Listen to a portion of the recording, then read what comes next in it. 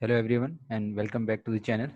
तो last lecture में जो हमने 2017 का एक क्वेश्चन किया था गेट 2017 में जो आया था, तो उसी कंटिन्यूएशन में मैंने कहा था कि कुछ क्वेश्चन अभी हमारे 2017 के बचे हुए हैं। तो लेट्स स्टार्ट। 2017 के पहले क्वेश्चन स्टार्ट करते हैं, उसके बाद 2016 की तरफ चलेंगे। तो this is our first question.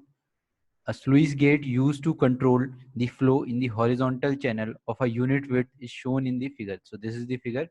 It is observed that the depth of flow is 1 meter upstream the gate, while the depth is 0.2 meter downstream of the gate. Assuming a smooth flow transition across the sluice gate that is without any energy loss, and the acceleration due to gravity is 10 meter per second square, calculate the discharge, that is determine the discharge passing under the sluice gate. So we have to determine the discharge, कितना discharge हमारे sluice gate से pass कर रहा है. तो इस question में अगर हम देखेंगे तो ये डायग्राम दिया हुआ है. जैसे उसने कहा कि स्लुइस गेट से पहले जो डेप्थ ऑफ फ्लो है वो 1 मीटर की है, स्लुइस गेट के बाद जो डेप्थ ऑफ फ्लो है वो 0.2 मीटर की है. तो हॉरिजॉन्टल चैनल है हमारे पास, बाकी चीजें उसने दे रखी है, जैसे विड्थ क्या है, यूनिट विड्थ अज्यूम करने को पहले ही बोल दिया गया है. तो इस क्वेश्चन को अगर हम देखेंगे तो इस क्वेश्चन में एक लाइन इंपॉर्टेंट दे रखी है जिसके बेसिस पे हम क्या है क्वेश्चन सॉल्व कर सकते हैं. जैसे इसमें दिया हुआ है स्मूथ फ्लो ट्रांजिशन, और साथ में दे रखा है स्मूथ फ्लो ट्रांजिशन का क्या मतलब है कि एनर्जी लॉस नहीं हो रहा है, देर विदाउट एनी एनर्जी लॉस. तो इससे पहले हम देखते हैं कि कैसे आइडिया लग सकता है हमें इस क्वेश्चन का. जैसे हम जब भी फ्लूइड मैकेनिक्स या ओपन चैनल की बात करें तो हमारे पास मेजरली 3 इक्वेशन होती है जिनके बेसिस पे सारे के सारे हम न्यूमेरिकल क्या कर सकते हैं, सॉल्व कर सकते हैं. जैसे फर्स्ट अगर हम देखेंगे तो first will be our continuity equation. First equation क्या होगी, कॉन्टिन्यूटी इक्वेशन होगी. Second equation is our energy equation, और we can say Bernoulli's equation. तो second equation is energy equation and third one is momentum equation.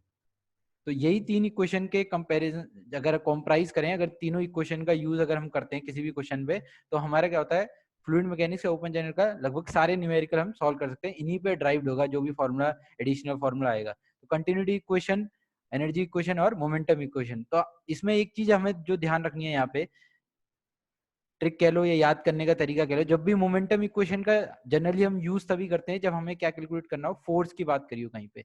कहीं पे अगर force की बात करी है या टॉर्क की बात करी है तो मोमेंट और मोमेंटम इक्वेशन का यूज करेंगे.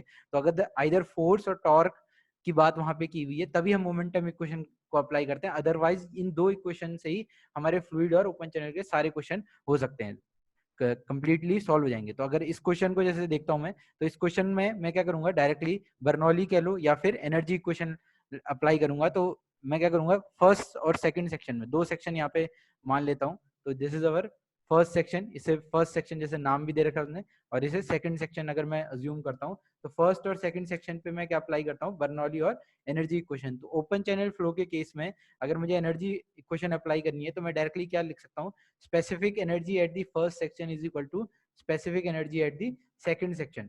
तो specific energy at the first section कितना होगा, y1 plus v1 square upon 2g is equal to y2 plus v2 square upon 2g. थोड़ा इसको और एक्सपेंड करेंगे तो v1 को हम क्या लिख सकते हैं, q square upon 2g a1 का होल स्क्वायर, और y2 plus q square upon 2g a2 का होल स्क्वायर. तो हमें पता है कंटिन्यूटी इक्वेशन के थ्रू हम क्या कह सकते हैं, दोनों ही सेक्शन पे जो डिस्चार्ज रहेगा वो क्या रहेगा, कांस्टेंट रहेगा. डिस्चार्ज हो रहा होगा चाहे स्लुइस गेट के, अगर मैं यहाँ पे देखता हूँ इस स्लुइस गेट की अगर मैं बात करता हूँ ऐसे, तो जो डिस्चार्ज इस सेक्शन में होगा स्लुइस गेट के, जो फर्स्ट सेक्शन है मेरे पास, वही डिस्चार्ज क्या होगा सेकंड सेक्शन में भी पास हो रहा होगा. तो डिस्चार्ज जो रहेगा दोनों सेक्शन में कांस्टेंट रहेगा. एरिया अगर मुझे लिखना है यहाँ पे, तो area will be equal to B into Y, that is b1 into y1. जैसे उसने क्वेश्चन में दे रखा है b1 क्या है, यूनिटी है, 1 मीटर मान सकते हैं हम यहाँ पे सीधा सीधा. और y1 और y2 की वैल्यू अगर a1 लिखना है, सिमिलरली a2 लिख सकता हूँ. तो y1 मुझे कितना दे रखा है क्वेश्चन में, 1 मीटर गिवन है, y1 इज 1 मीटर मुझे क्वेश्चन में गिवन है, y2 मुझे क्वेश्चन में 0.2 मीटर गिवन है. तो इस इक्वेशन को मैं क्या कर सकता हूँ और सिंप्लीफाई कर लेता हूँ. तो y1 जो मेरे पास ऐसी एज इट इज रहने देता हूँ, q स्क्वायर अपॉन 2g, ये क्या हो जाएगा, केवल b की वैल्यू हमारे पास 1 हो जाएगी, तो दिस इज y1 स्क्वायर. और यहाँ पे क्या लिख सकता हूँ, y2 plus Q square 2g upon y2 का स्क्वायर.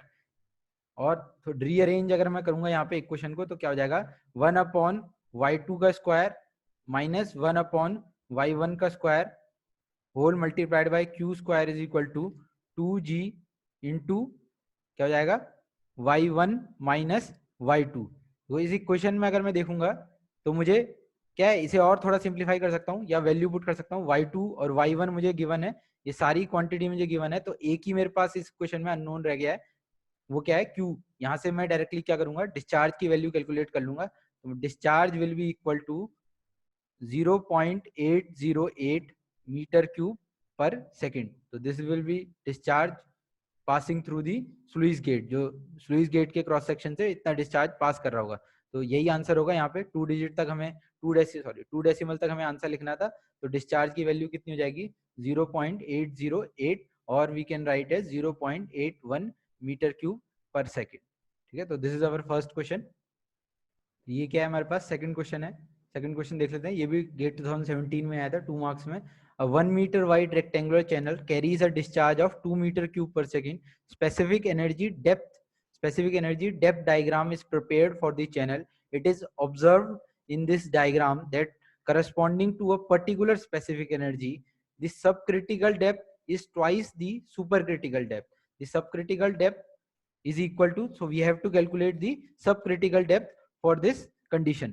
तो इससे पहले इसका थोड़ा बेसिक देख लेते हैं। तो हमारे पास क्या होता है, एनर्जी डेप्थ डायग्राम होता है हमारे पास, या फिर हम कहते हैं depth versus specific energy diagram जो हमारे पास होता है। इस तरह से अगर मैं ग्राफ बनाऊं तो ये मेरे पास क्या हो गया, वाई एक्सेस में वाई को प्लॉट करते हैं, इस एक्सेस में स्पेसिफिक एनर्जी को प्लॉट करते हैं। तो यहाँ से एक लाइन जो कि 45 डिग्री पे होगी, एक इस तरह से क्या होता है, कर्व प्लॉट होता है हमारे पास फॉर अ कांस्टेंट डिस्चार्ज। एक सिंगल कर्व हमारे पास इस तरह से प्लॉट होता है। यहाँ पे क्या होता है, एक सिंगल स्पेसिफिक एनर्जी की मैं बात करूं, अगर इस लाइन के करस्पॉन्डिंग क्या होगा, एक सिंगल स्पेसिफिक एनर्जी, ई स्पेसिफिक एनर्जी होगी। अगर इस लाइन के करस्पॉन्डिंग में देखता हूं तो जो मेरे पास डेप्थ होगी, 2 डेप्थ मुझे यहाँ पे मिलेंगी। एक तो ये डेप्थ मिलेगी और सिमिलरली मेरे पास एक और डेप्थ मिलेगी। अगर इस डेप्थ को मैं y1 डेप्थ कह रहा हूँ, इस डेप्थ को मैं y2 डेप्थ कह रहा हूँ, तो मुझे पता है यहाँ पे जो डेप्थ होती है, ये जो डेप्थ होती है, ये क्या होती है, YC, that is critical depth होती है। तो ये जो रीजन होता है above than the critical depth, ये मेरे पास क्या होता है, सब क्रिटिकल रीजन होता है। ये जो रीजन होता है below than the critical depth, वो क्या होता है, सुपर क्रिटिकल रीजन होता है। होपफुली ये सबको पता होगा। तो इसके आधार पे ये क्या कह रहा है, एक सिंगल क्वेश्चन में क्या दिया है, for a particular specific energy, किसी एक स्पेसिफिक एनर्जी के लिए जो जो मेरे पास सब क्रिटिकल डेप्थ है, is twice the super critical depth. तो यहां से क्या रिलेशन पता पड़ गया, that is y1 is twice the y2। y1 मैंने क्या लिखा है यहाँ पे, दिस इज अवर सब क्रिटिकल डेप्थ, और y2 मैंने क्या लिखा है, this is our super critical depth. देखो एक क्वेश्चन कैसे सॉल्व होगा हमारे पास, जैसे उसने कहा कि दोनों ही डेप्थ के करस्पॉन्डिंग जो स्पेसिफिक एनर्जी वो रहेगी, वो क्या रहेगी, बराबर रहेगी, क्योंकि एक ही स्पेसिफिक एनर्जी की हम यहाँ पे बात कर रहे हैं, इवन स्पेसिफिक एनर्जी की बात कर रहे हैं। तो क्या हो जाएगा मेरे पास, y1 plus v1 square upon 2g is equal to y2 plus v2 square upon 2g। ठीक है, ये रिलेशन हमारे पास है, दोनों ही स्पेसिफिक एनर्जी। हमें क्या कैलकुलेट करना है, हमें we have to calculate the, क्या कैलकुलेट करना है, पूछा हुआ है सब क्रिटिकल डेप्थ हमें कैलकुलेट करनी है, that is we have to calculate y1, क्योंकि मैंने y1 को सब क्रिटिकल डेप्थ यहाँ पे माना हुआ है। तो एक रिलेशन तो मुझे पता है, y1 is twice the y2 हो जाएगा। साथ ही साथ देखो v को we can write in terms of we can write in terms of, जैसे यहाँ पे अगर मुझे लिखना है तो q इज इक्वल टू क्या होगा, v इंटू ए होगा, और v इंटू ए को मैं कैसे और लिख सकता हूँ, a को b इंटू वाई लिख सकता हूँ। b मेरे पास यहाँ गिवन है 1 मीटर गिवन है, और y जो होगा दोनों ही सेक्शन के लिए अलग अलग हो जाएगा। जैसे कैसे लिख सकता हूँ, y1 is equal to Q square divide by 2g। देखो b की वैल्यू कितनी है मेरे पास, 1 है, तो b 1 का स्क्वायर मैं रिमूव कर रहा हूँ, डायरेक्टली यहाँ पे क्या लिख रहा हूँ, y1 स्क्वायर। सिमिलरली ये क्या हो जाएगा, y2 plus Q square upon 2g, यहाँ पे क्या हो जाएगा, y2 का स्क्वायर हो जाएगा। अब इस रिलेशन में क्या पुट कर दूं, y1 is equal to 2 times of y2 put कर देते हैं। मुझे किसकी वैल्यू निकालनी है, मुझे y1 की वैल्यू निकालनी है। तो y1 एज इट इज रहने देते हैं, q square upon 2g, y1 square is equal to y2 की वैल्यू पुट कर देता हूँ, y1 by 2 plus q square upon 2g। यहाँ पे भी अगर मैं पुट करूंगा तो कितना हो जाएगा, y1 का स्क्वायर मल्टीप्लाइड बाय 4। ठीक है, ये क्लियर है। y2 की जगह मैंने क्या पुट कर दिया, y1 बाय 2 पुट कर दिया, तो उसका स्क्वायर करूंगा तो ऊपर जाके वो क्या हो जाएगा मेरे पास, ऊपर जाके वो 4 बन जाएगा। तो मुझे क्या है, y1 की वैल्यू कैलकुलेट करनी है। इसके अलावा देखो डिस्चार्ज की वैल्यू मुझे क्या है, गिवन है क्वेश्चन में, डिस्चार्ज मुझे 4 मीटर क्यूब पर सॉरी डिस्चार्ज मुझे कितना गिवन है 2 मीटर क्यूब पर सेकंड गिवन है, तो उसका मैंने स्क्वायर करा तो कितना आ गया 4 आ गया। ठीक है, सिमिलरली यहाँ पे भी क्यू की वैल्यू कितनी पुट कर सकता हूँ 4 पुट कर सकता हूँ। तो यहाँ से जब मैं सॉल्व करूंगा क्वेश्चन को तो केवल एक ही वेरिएबल, एक ही अननोन क्वांटिटी रहेगी है, y1 अननोन क्वांटिटी रहेगी है। उसके लिए मैं क्या कर सकता हूँ, एक इक्वेशन में यहाँ पे बना सकता हूँ। तो अगर मैं इक्वेशन बनाने की कोशिश करता हूँ यहाँ पे, तो क्या हो जाएगा y1 प्लस 0.204, मैं केवल सॉल्व करके लिख रहा हूँ डायरेक्टली, y1 का square is equal to y1/2 plus 0.815 divide by y1 का स्क्वायर। यहाँ से मैं थोड़ा और सॉल्व करूंगा तो क्या आ जाएगा 0.5 y1 का क्यूब इज इक्वल टू 0.611, और यहाँ से मैं डायरेक्टली y1 की वैल्यू निकाल सकता हूँ जो कि आएगी मेरे पास कुछ 1.07 मीटर के पास। ठीक है, y1 will be equal to 1.07 metre. 2 decimal में आंसर निकालना होगा, इसलिए मैंने क्या किया है 1.07 लिखा है। यही मुझे क्वेश्चन में निकालना था, सब क्रिटिकल डेप्थ की बात हो रही थी। तो this is our second question. तो विद लास्ट क्वेश्चन हमने क्या किया है, लास्ट क्वेश्चन के साथ हमारे 2017 के क्वेश्चन कंप्लीट हो गए जो दोनों ही सेट में आए थे। अब 2016 के क्वेश्चन करते हैं जो गेट 2016 में आए थे दोनों सेट में। तो this is our first question for 2016। A 3 meter wide rectangular channel carries a flow of 6 meter cube per second. The depth of flow at a section P is 0.5 meter. A flat topped hump is to be placed at the downstream of the section P. Assuming negligible energy loss between section P and the hump and considered G as 9.81, the maximum height of the hump, which will not change the depth of flow at section P. So we have to calculate the maximum height of the hump. इसको देखने से पहले इसकी थोड़ी सी basic हमें पता होना चाहिए, तभी ये क्वेश्चन सॉल्व हो पाएगा हमारे पास। तो अगर हम क्या करते हैं, एक चैनल इस तरह से मान लेते हैं, एक हॉरिजॉन्टल चैनल या वाइड रेक्टेंगुलर चैनल मैंने मान लिया, सामने से मैं देख रहा हूँ, फ्रंट व्यू या साइड क्रॉस सेक्शन इसे मैं कह सकता हूँ।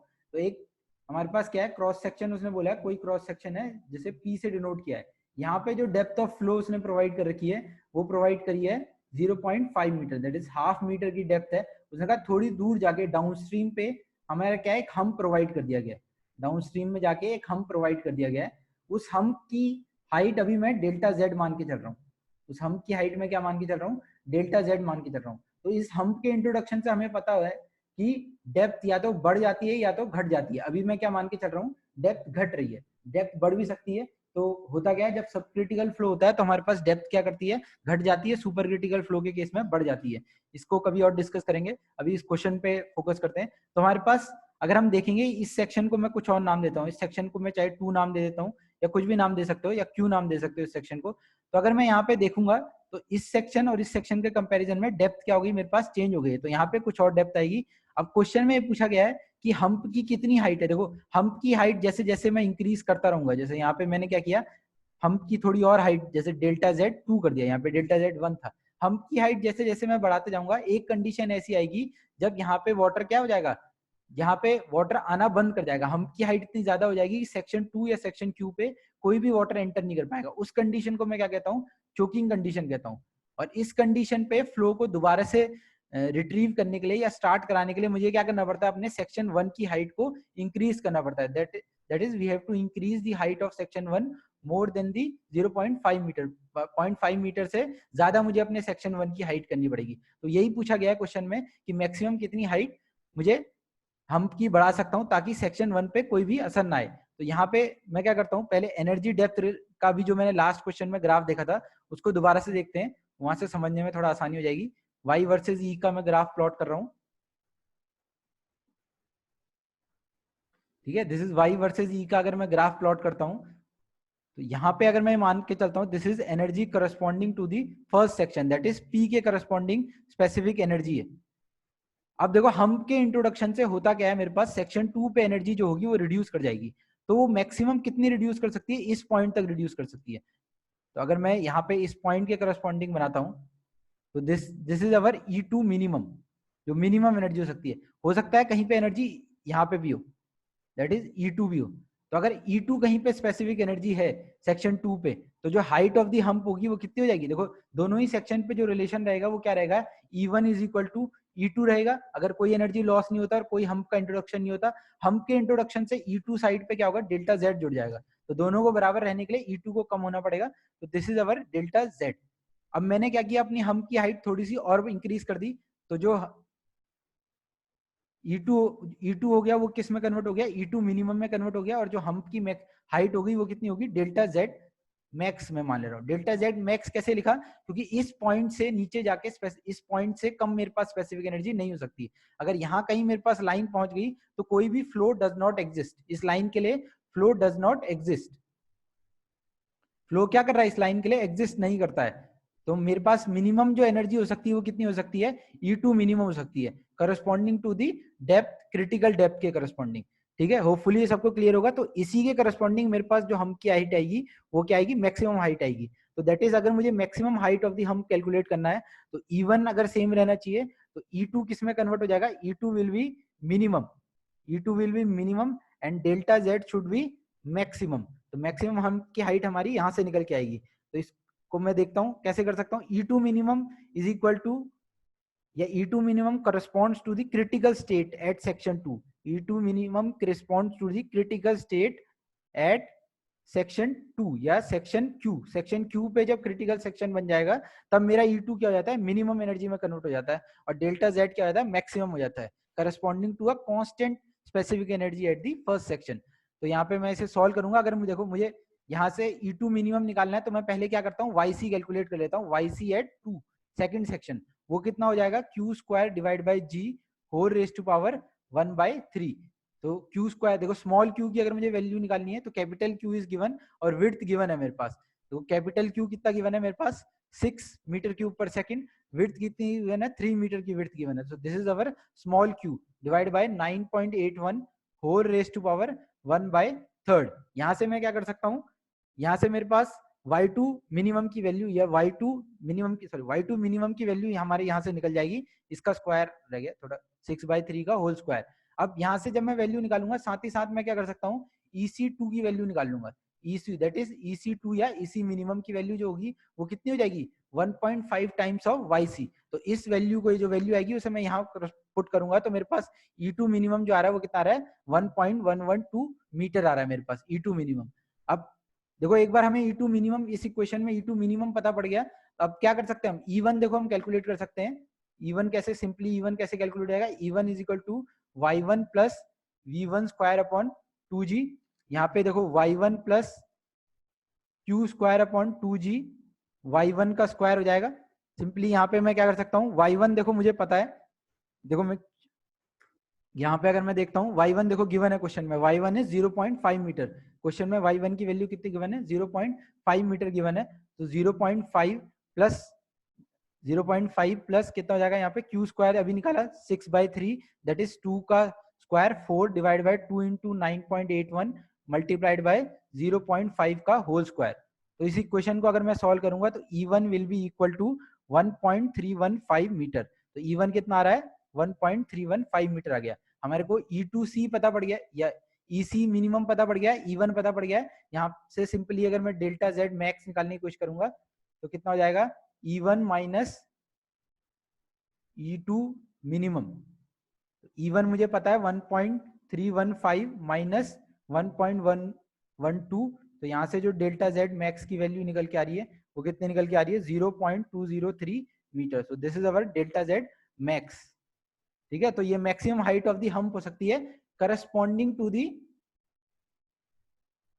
किसके corresponding, corresponding to constant, that is corresponding to the एक जो specific energy at the first section होगी। अगर इससे ज्यादा मुझे हम्प की हाइट करनी है तो मुझे अपनी specific energy at the first section को भी क्या करना पड़ेगा, इंक्रीज करना पड़ेगा। ठीक है, तो ये हमारे पास थर्ड क्वेश्चन था। नेक्स्ट क्वेश्चन देखते हैं 2016 में जो आया था, fourth and last question for today's lecture. तो ये क्या है, गेट 2016 में आया था, 1 मार्क क्वेश्चन था हमारे पास। ये सिंपल, काफी क्वेश्चन सिंपल क्वेश्चन है, फॉर्मूला बेस्ड है। A pre jump Froude number for a particular flow in a horizontal channel is 10।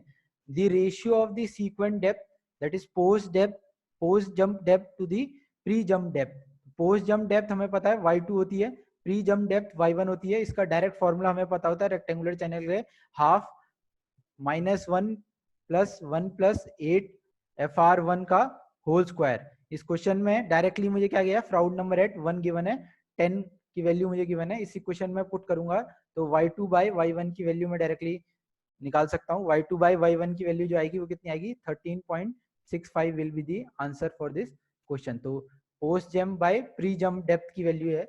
Question में बस इतना ध्यान रखना है कि यहाँ पे मेंशन कर रखा है post jump by pre jump. अगर ये वैल्यूज को उल्टा कर देता, अगर क्वेश्चन में कभी y1 बाय y2 पूछा होता तो क्या जाएगा, फॉर्मूला ये नहीं लगेगा, फिर फॉर्मूला चेंज करना पड़ेगा। देखेंगे अगर किसी क्वेश्चन में ऐसा पूछा होगा तो उस क्वेश्चन में चेक कर लेंगे। तो ये था आज का लेक्चर। तो thank you for watching the lecture.